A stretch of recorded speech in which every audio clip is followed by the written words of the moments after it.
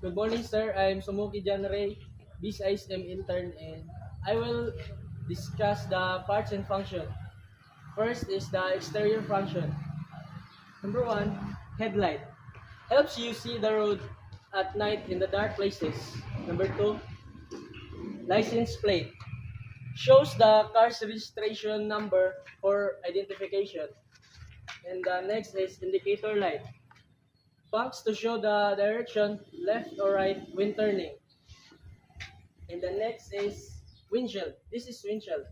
The front glass that protects the driver and passengers from wind, dust, and debris. The next is outside mirror or side mirror.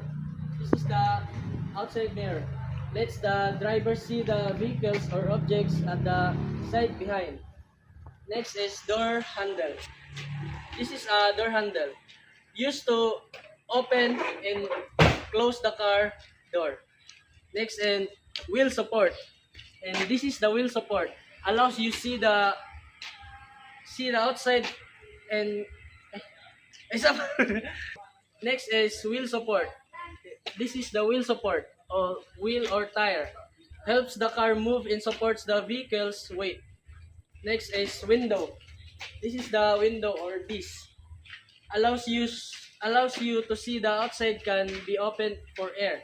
Next is roof. This is the roof. The top parts of the car that protects passengers from sun and air. And that's all, sir. Thank you. And the next is interior function.